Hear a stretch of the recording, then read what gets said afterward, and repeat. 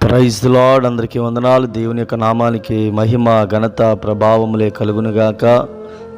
ఈరోజు దేవుడు మనకి ఇచ్చినటువంటి వాగ్దానము మీకా గ్రంథం 7వ అధ్యాయం 19వ వచనములో రాయబడిన మాట, ఆయన మరలా మన యందు జాలిపడును అటువంటి మాటని గమనించినప్పుడు అనేక కష్టాల్లో, బాధల్లో, ఇరుకులో, ఇబ్బందులో ఉన్నప్పుడు, ఎవరో మన దగ్గరికి రాలేనప్పుడు, ఎవరో మనతో మాట్లాడలేనప్పుడు, ఎవరో కూడా మనల్ని పట్టించుకోలేని పరిస్థితులలో ఉన్నప్పుడు ఒకే ఒక వ్యక్తి మన ఎడల అపారమైనటువంటి జాలి చూపిస్తూ ఉన్నాడు. ఆయనే మన ప్రభువైన యేసుక్రీస్తు వారు.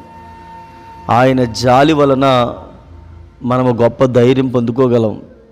ఆయన దయ వలన, ఆయన ప్రేమ వలన మనకు ఆదరణ కలుగుతుంది.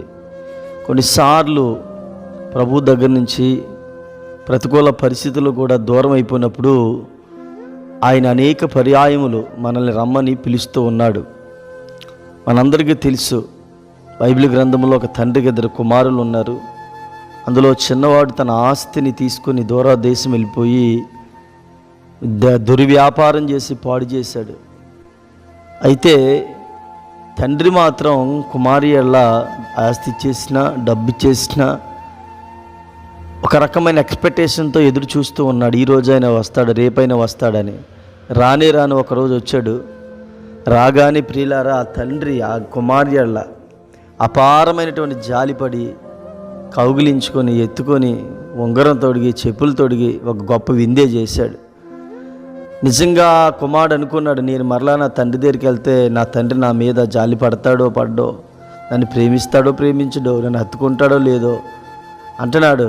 నాన్న, నీకును పరలోకపు తండ్రికిని చాలా దుష్కార్యం చేశాను, పాపం చేశాను అంటాడు. ప్రియులారా, దేవుడు మన ఎలాంటి వాడు అంటే మన ఎలా జాలి పడుతున్నవాడు. మనం ప్రార్థించగానే మన ప్రార్థన ఆలకించి మనకు జవాబిచ్చు దేవుడు. మన ప్రయాణాల్లో, పనిపాట్లలో, ప్రతికూల పరిస్థితులలో, ఏ స్థలమందున్నా, ఎక్కడున్నా అతని జాలి మన మీద ఉంటుంది. మరి వ్యభిచారం చేత పట్టబడిన స్త్రీని అందరూ రాళ్ళ చేత కొట్టాలనుకున్నప్పుడు యేసుప్రభు జాలిపడి ఆమెను బ్రతికించాడు. ఇలా బైబిల్ గ్రంథంలో పలు విధాలుగా దేవుడు అందరి ఎళ్ళ జాలిపడ్డాడు. గుడ్డివాడి ఎళ్ళ జాలిపడ్డాడు, కుంటివాడి ఎళ్ళ జాలిపడ్డాడు, రక్తస్రాంగుల స్త్రీ ఎళ్ళ జాలిపడ్డాడు. అలాగే చనిపోయినటువంటి వారి ఎళ్ళ జాలిపడి దయ కలిగి మరి బ్రతికించినట్లుగా బైబిల్లో రాయబడి ఉంది. ఈరోజు నీ మీద, నీ భర్త మీద, నీ పిల్లల మీద నా యేసు జాలి పడుతూ ఉన్నాడు. ఆ జాలి వలన నువ్వు దేవుని కృపను పొందుకోగలవు, దీవించబడగలవు. కనుక నెమ్మదిగా ఉండు, మనశ్శాంతి కలిగి ఉండు, ప్రశాంతంగా ఉండు. ప్రభువు నిన్ను హత్తుకొని, ముద్దు పెట్టుకొని, ఎడల జాలి కలిగి నీ కొరకు అనేకమైన గొప్ప కార్యాలు చేయాలనుకుంటున్నాడు. God bless you. వాగ్దాన్ని జీవితంలో దేవుని నెరవేర్చును గాక. ఆమేన్.